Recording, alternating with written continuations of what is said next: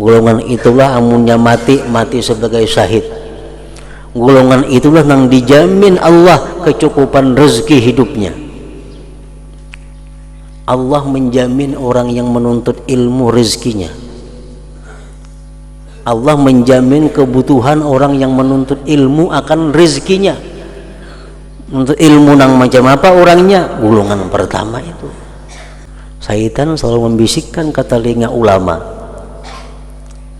Selalu ada bisikan syaitan kepada ulama, engkau makhluk Allah paling top, engkau makhluk Allah paling suci, engkau makhluk Allah paling bersih. Kada putus-putusnya syaitan membisiki ulama di telinga. Supaya apa? Supaya ulama ini merasa bahwa dirinya lah orang yang paling mulia di antara yang lain-lainnya. Nah, bila sudah mahakuni bisikan syaitan seperti itu, maka jadilah ulama yang jahat.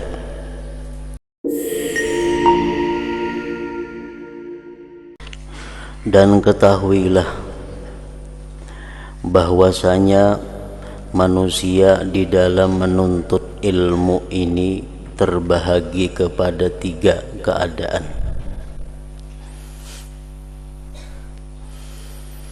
Manusia di dalam menuntut ilmu ini, maksudnya ilmu agama, terbagi kepada 3 keadaan. Pertama, orang yang mencari ilmu untuk menjadikannya sebagai bekalan ke negeri akhirat. Mencari ilmu untuk menjadikannya sebagai sangu bekal ke negeri akhirat. Maka ia tidak berniat dengan mencari ilmu kecuali hanya mendapat keridhaan Allah dan negeri akhirat. Maka orang ini termasuk di dalam golongan orang yang beruntung. Golongan inilah golongan yang mereka menuntut ilmu, setiap kali perjalanannya dimintakan ampun dosa-dosanya oleh para malaikat, oleh seluruh makhluk hidup yang ada di muka bumi ini. Mereka itulah orang-orang yang andai kata dia mati dalam menuntut ilmu, maka matinya sebagai salah seorang syuhada, yaitu orang-orang yang mencari ilmu hanya tujuannya untuk mendapatkan keridhaan Allah dan negeri akhirat.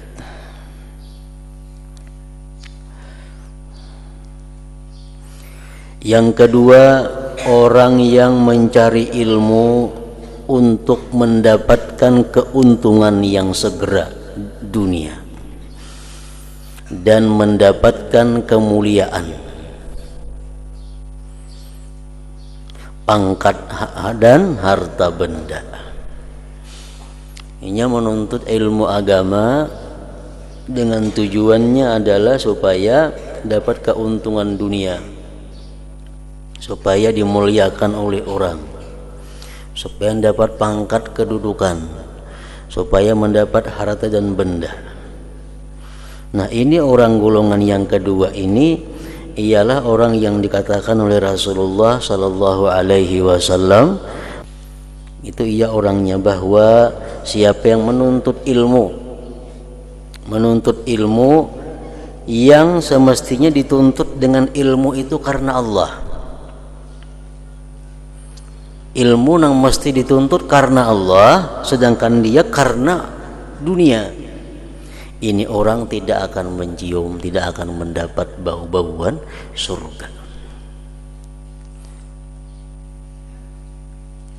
Ilmu yang mestinya dituntut karena Allah, dirubahnya karena dunia.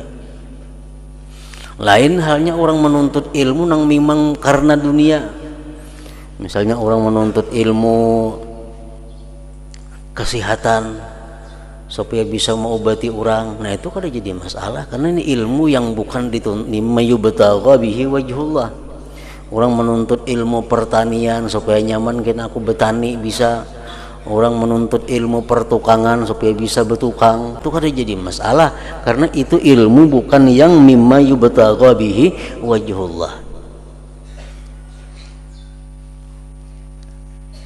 Siapa menuntut ilmu dari sesuatu yang dituntut dengannya karena Allah untuk mendapatkan dengannya bagian daripada dunia, maka orang tersebut tidak akan mencium, tidak akan mendapati bauan surga. Ilmu fikih itu ilmu yang mesti karena Allah. Nah, dia menuntut ilmu fikih habis-habisan, dia perdalam ilmu fikih sedalam-dalamnya, supaya dengan dalam ilmu fikih kena aku nyaman jadi pengulu kawa, jadi naib kawa, orang bertakun hukum macam-macam kawa, untuk kepentingan dunia. Nah, ini yang dimaksud dengan golongan yang kedua ini. Orang yang mencari ilmu untuk mendapatkan keuntungan yang segera dunia dan mendapatkan kemuliaan, pangkat dan harta benda. Orang mengaji ilmu faraid, membagi waris. Dia perdalam ilmu perwarisan itu menurut hukum Islam. Tujuannya apa? Untuk membuka praktik konsultasi hukum faraid.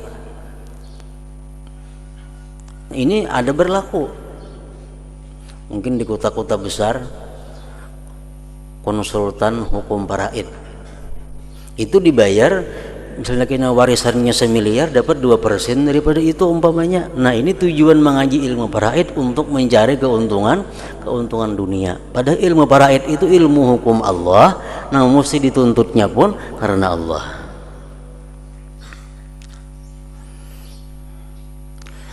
Sedangkan ia sendiri menyadari hal ini dan merasakan di dalam hatinya akan kejahatan keadaan yang sedang dialaminya dan kehinaan maksudnya. Inya menuntut ilmu karena dunia. Inya sadar, aku ini salah, aku ini luput menuntut ilmunya karena dunia. Tapi kadang-kadang menghentikan itu, terus saja tujuannya macam itu, tapi niatnya dalam hatinya tahu bahwa ini luput, ini salah. Nah, maka orang ini adalah berada di dalam golongan yang berbahaya. Jikalau ia mati sebelum sempat bertobat, maka dibimbangi ia akan mati dalam keadaan su'ul khatimah. Kemudian urusannya terserahlah kepada kehendak Allah, kalau mau dimaafkan atau disiksa. Tetapi kalau ia mendapat taufik sebelum matinya, lalu ia bertobat dan sempat mengamalkan ilmu yang telah dituntutnya, dan sempat pula membuat pembetulan terhadap apa yang tercedera dan tercuai, yang tertinggalkan, maka bolehlah ia dikumpulkannya bersama golongan yang beruntung, karena orang yang bertobat daripada dosanya sama seperti orang yang tidak berdosa. Orang menuntut ilmu agama tapi tujuan bukan untuk meninggikan agama. Ya, ini tuntut ilmu agama tujuan bukan untuk meninggikan agama, tapi untuk kepentingan pribadi. Ini orang salah, inya pun merasa bahwa dia salah. Nah, kalau orang ini terus menerus demikian, mati belum tobat, dikhawatirkan matinya kada baik. Nah, kalau ingin dapat taufik dari Allah, dapat hidayah, kalau dia tobat sebenar-benar tobat, dia akan kembali termasuk kepada golongan orang-orang yang beruntung tadi. Karena orang yang tobat daripada dosa sama halnya dengan orang yang tidak berdosa, sama.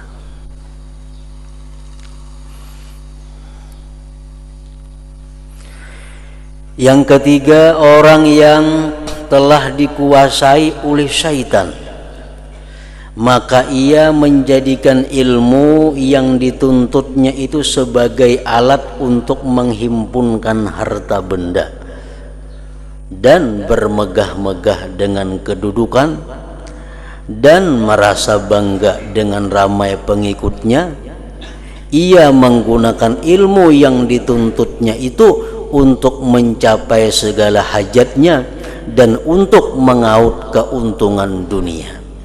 Ini golongan yang ketiga. Orang yang menggunakan ilmunya untuk menghimpunkan harta benda. Orang yang tujuan dengan dakwahnya untuk mengumpulkan harta benda. Atau orang yang tujuannya menuntut ilmu untuk menghimpunkan harta benda. Dia menuntut ilmu itu dengan harapan bila mana punya ilmu, seluruh hajatku akan dikabulkan orang, dan aku akan banyak dapat mengaup keuntungan-keuntungan dunia. Nah, ini golongan yang ketiga. Walaupun demikian, ia masih terpedaya lagi dengan sangkaannya bahwa ia mempunyai kedudukan yang tinggi di sisi Allah. Ini lebih buruk daripada yang kedua tadi. Golongan yang kedua ini menuntut ilmu bukan karena Allah, tapi ini sadar, aku ini luput, aku ini salah. Cuma terus saja mengaji karena Allah, tahu pada salah. Nah, yang ketiga ini niatnya sudah luput, pekerjaannya luput, hatinya merasa bujur. Nah, hatinya merasa bujur. Masih terpedaya lagi dengan sangkaannya bahwa ia mempunyai kedudukan yang tinggi di sisi Allah karena ia masih lagi pada zahirnya menyerupai para ulama. Ia bercakap seperti percakapan ulama dan berpakaian seperti pakaian ulama, padahal zahir dan batinnya penuh dengan tamak dan haluba dalam menghimpunkan kekayaan dunia. Nah, ini golongan yang ketiga tadi.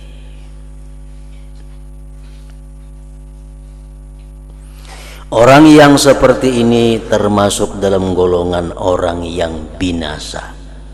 Binasa. Jahil dan tertipu dengan hilah, dengan tipu daya syaitan.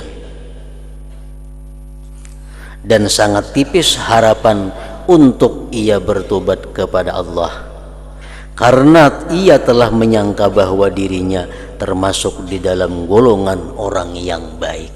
Nah, ini orang berat untuk dibaiki, ini orang berat untuk bisa diluruskan, karena sesuatu yang salah dalam perilakunya dianggapnya dia masih punya kedudukan tinggi di sisi Allah, dia masih punya kedudukan yang mulia di sisi Allah, padahal salah.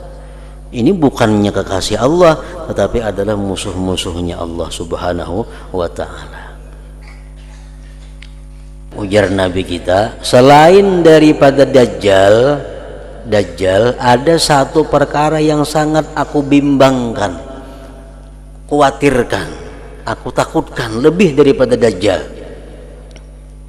Lalu ada orang yang bertanya, apakah itu wahai Rasulullah? Nabi sallallahu alaihi wasallam menjawab, mereka ialah ulama ulama, yakni ulama yang jahat. Ulama yang jahat.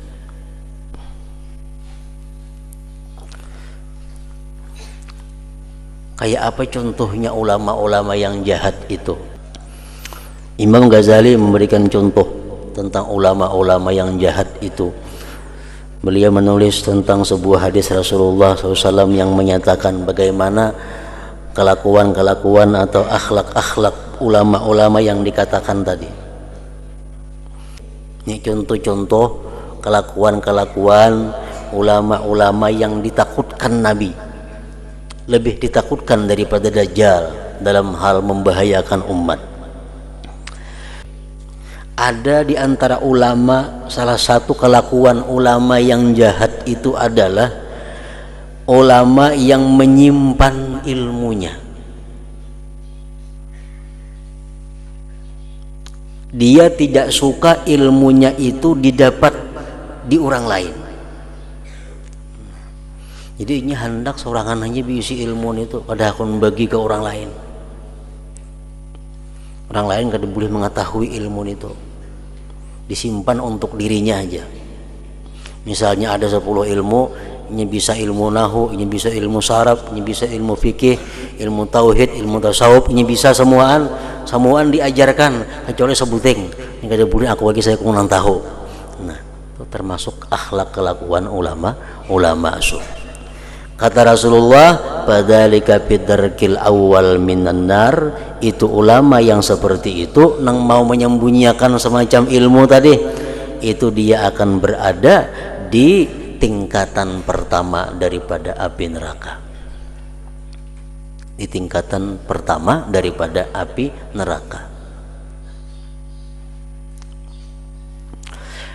Nah, contoh yang kedua, ada juga ulama yang jahat ini, dia menempatkan ilmu yang ada pada dirinya itu seperti menempatkan kerajaan. Jika ilmunya ditolak orang atau dia tidak dihormati orang, dia akan marah. Nah, jadi ini maulah ilmu yang ada pada dirinya itu untuk memperbudak orang. Sehingga kalau ada saran-saran yang ampunnya kada diterima orang, ini sarik. Ada pendapat ini yang kada dipakai orang, ini marah.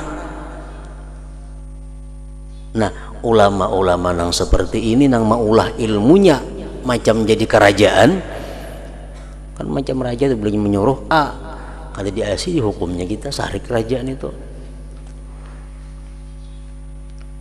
Nah, ini ulama ini orang yang bila sarannya kada dipakai, pendapatnya kada dipakai, dia akan marah. Nah, maka ulama seperti itu menempati tingkatan yang kedua daripada api neraka. Tingkatan yang kedua daripada api neraka. Ulama yang menjadikan ilmu sebagai alat, sebagai umpama kerajaan. Yang ketiga, contohnya ulama yang jahat tadi adalah ulama yang hanya memberikan ilmunya kepada orang-orang terhormat dan orang-orang kaya.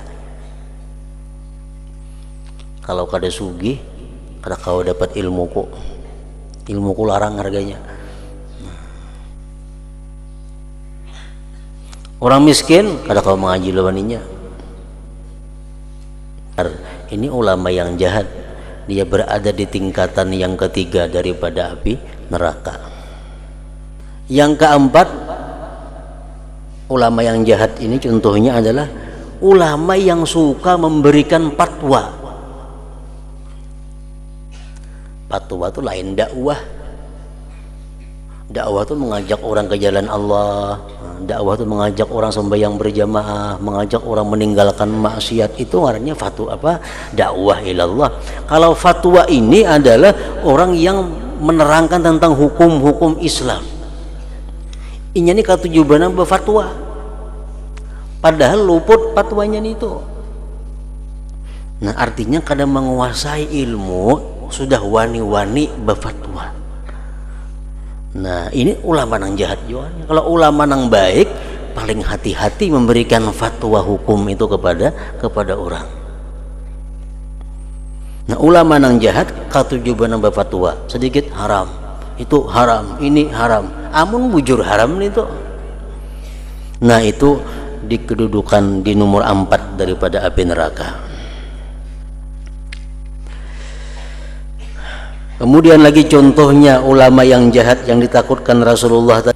Ada ulama-ulama yang bila berbicara tentang ilmu, dia seringkali menggunakan perkataan-perkataan Yahudi dan Nasrani supaya dianggap orang dia punya ilmu yang luas, punya ilmu yang dalam.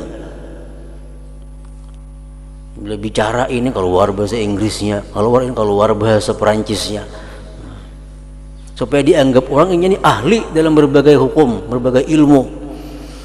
Nah, tujuannya macam itu. Nah, ini ulama yang jahat juga ngarannya di neraka andaknya di lantai yang kelima. ulama yang jahat lagi contohnya adalah ulama yang menjadikan ilmu itu untuk mendapatkan sanjungan pujian di mata manusia. Ilmu dijadikannya alat untuk kemuliaan, untuk sanjungan pujian. Ini di urutan yang ke-6, di lantai yang ke-6 daripada api neraka.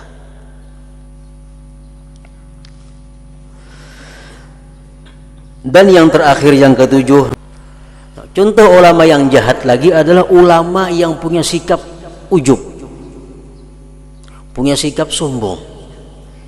Artinya macam apa? Si ulama ini bila diberi syarat, bila dia ceramah, bila dia dakwah, dakwahnya keras.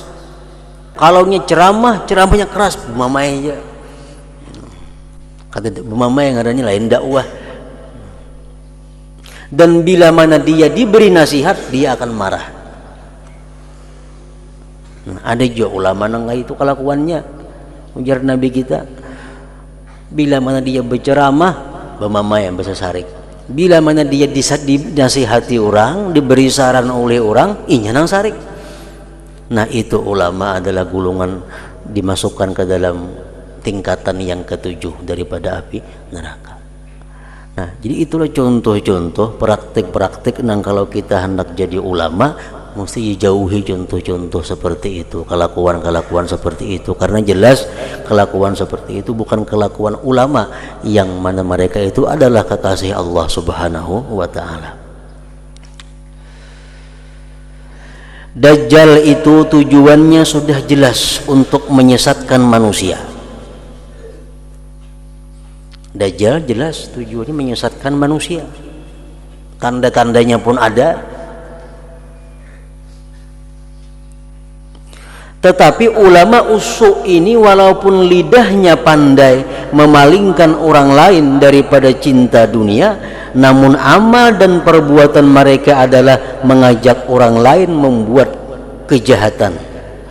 Karena amalan seseorang itu lebih berkesan daripada percakapannya. Kenapa Nabi sangat khawatir terhadap ulama yang jahat ini? Lebih khawatir daripada Dajjal. Dajjal itu jelas orang berjauhan karena ajakannya sesat.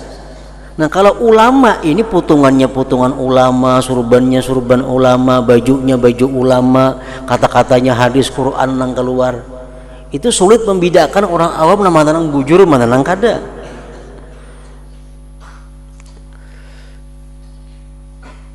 Dan orang ramai lebih mudah tertarik dengan perbuatan ulama usuk daripada perkataan mereka. Maka apa yang dapat dirusakkan oleh ulama usuk ini dengan perbuatan mereka adalah lebih banyak daripada apa yang dapat dibaikkan oleh lidah mereka. Orang-orang yang jahil sebenarnya belum berani menghimpun dunia banyak-banyak. Orang-orang jahil sebenarnya kada berani mereka itu menumpuk-numpuk harta kekayaan. Kecuali setelah mereka melihat keberanian ulama usuk ini. Berhubung ulama-ulama ini berani menumpuk-numpuk harta, ulama ini berani mengumpul-ngumpul harta di situ kamari, akhirnya orang awam jadi umpat wani mengumpul-ngumpul harta. Maka jadilah ilmu yang ada pada mereka sebab keberanian orang ramai membuat berbagai-bagai maksiat. Maka inilah yang sangat dibimbangkan oleh Nabi sallallahu alaihi wasallam, yang sangat ditakutkan oleh Nabi sallallahu alaihi wasallam itu. Al ulama warasatul anbiya, ulama itu pewaris para nabi. Wal anbiya lam yuwarrisu dinara wala dirhama. Para anbiya itu mati kada ada mewariskan dinar dan dirham. Nah, jadi ulama itu adalah yang benar itu ulama pewaris nabi.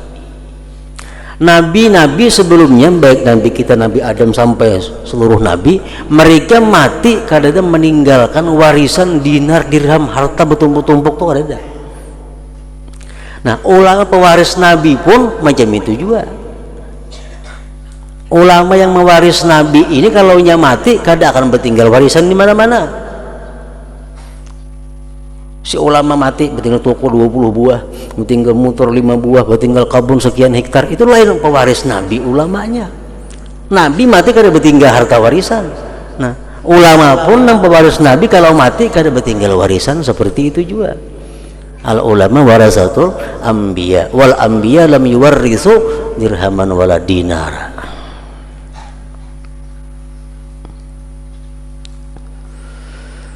Namun demikian nafsu ammarah, ulama usul ini selalu membisikkan di telinga mereka bermacam-macam angan dan membisikkan kepadanya bahwa ia telah banyak menabur jasa di kalangan manusia sehingga ia layak untuk menerima bermacam-macam anugerah daripada Allah.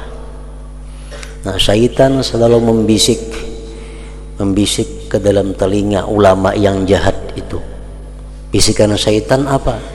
Engkau wahai ulama, orang yang banyak berjasa dengan hamba Allah, engkau yang banyak mengajarkan ilmu kepada manusia, engkau patut menerima penghargaan daripada Allah, engkau patut menerima anugerah daripada Allah. Nah, itu bisikan syaitan kepada ulama-ulama yang jahat. Nafsunya juga mengkhayalkan kepadanya bahwa ia adalah lebih baik daripada hamba-hamba Allah yang lain. Syaitan selalu membisikkan ke telinga ulama. Selalu ada bisikan syaitan kepada ulama, engkau makhluk Allah paling top, engkau makhluk Allah paling suci, engkau makhluk Allah paling bersih. Kada putus-putusnya syaitan membisiki ulama di telinga. Supaya apa? Supaya ulama ini merasa bahwa dirinya lah orang yang paling mulia di antara yang lain-lainnya. Nah, bila sudah mahakuni bisikan syaitan seperti itu, maka jadilah ulama yang jahat, jadilah ulama yang sesat.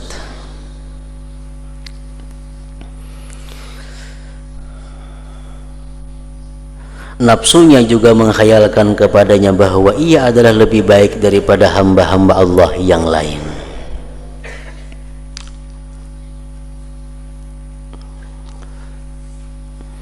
Nah, makanya kita wajib fardu ain mengingat selalu, sesudah mengetahuinya kita ingat selalu cara-cara yang kita terangkan pada minggu telah lalu, cara-cara untuk mengatasi atau menangkal bisikan-bisikan syaitan atau bisikan-bisikan nafsu amarah yang minggu dahulu itu. Kita wajib mempelajari itu dan wajib selalu ingat.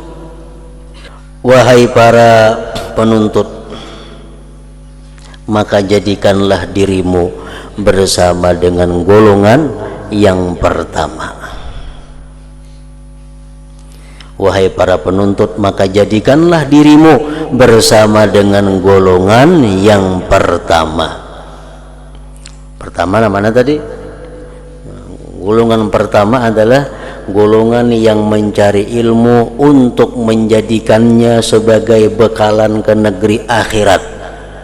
Maka ia tidak berniat dengan mencari ilmu kecuali hanya mendapat keridaan Allah dan negeri akhirat. Penuntut ilmu gisidin supaya umpat golongan yang pertama itu. Golongan itulah golongan yang beruntung. Golongan itulah amunnya mati sebagai syahid. Golongan itulah yang dijamin Allah kecukupan rezeki hidupnya. Allah menjamin orang yang menuntut ilmu rezekinya. Allah menjamin kebutuhan orang yang menuntut ilmu akan rezekinya. Untuk ilmu nang macam apa orangnya? Golongan pertama itu. Kada akan sengsara hidupnya, kada akan susah, kada akan miskin orang menuntut ilmu agama, asalkan dia menuntut ilmu agama mencari keridhaan Allah Subhanahu wa ta'ala. Jadikanlah dirimu bersama dengan golongan yang pertama, dan hati-hatilah supaya engkau tidak termasuk di dalam golongan yang kedua. Yang kedua aja jangan. Yang kedua, orang yang menuntut ilmu atau orang yang menggunakan ilmu untuk mencari dunia, tapi hatinya sadar bahwa inya ini salah, hatinya sadar inya luput, hatinya sadar inya dalam kemurkaan Allah, tapi berhenti kada kawa. Nah, sama orang berbuat maksiat, peminum, pemabuk, penjudi, tapi inya tahu bahwa inya ini salah, inya ini jahat, inya ini kotor, inya ini hina di sisi Allah. Nah, ini lebih baik daripada orang nang pemabuk, peminum, penjudi, penjina, tapi merasa itu takdirnya Allah Ta'ala. Nah, ini berat benar ubatnya. Penjudi, pemabuk, segala macam, tapi di hatinya aku ini kehendak Tuhan itu ini kada kawa. Bila macam itu kada bakal baik manusia ini. Nah, sama halnya golongan yang kedua ini, tingkah lakunya merasa sadar bahwa dia salah. Di dalam golongan yang kedua jangan juga, karena banyak sekali orang yang lalai yang telah direnggut oleh kematian sebelum ia sempat bertobat, maka rugilah ia. Nah, khawatirnya kelompok yang kedua ini kada sempat tobat, terdahulu mati. Bujurnya mengakui salah, mengakui ruput, tapi belum tobat lagi mati. Nah, dikhawatirkan matinya pun mati kada baik juga. Dan maka rugilah ya, dan jangan sama sekali engkau termasuk ke dalam golongan yang ketiga tadi. Golongan yang ketiga yang kelakuannya sudah kada baik tapi merasa punya kehormatan di sisi Allah. Kelakuannya menuntut ilmunya, niatnya kada baik, dakwahnya tujuannya dunia, tapi merasa bahwa dia mulia di sisi Allah. Jangan empat golongan itu, dan jangan sama sekali engkau termasuk ke dalam golongan yang ketiga, maka engkau akan terjerumus ke jurang kebinasaan. Bukan kekasih Allah kita, tapi a'da'ur rahman, musuhnya Allah, yang tidak diharapkan dapat diselamatkan atau diperbaiki lagi. Orang golongan yang ketiga ini sulit diobati. Kenapanya? Merasa dirinya sihat, merasa dirinya baik. Nah, kemudian maka apabila engkau bertanya, apakah itu bidayatul hidayah, permulaan jalan menuju hidayah, ke situ.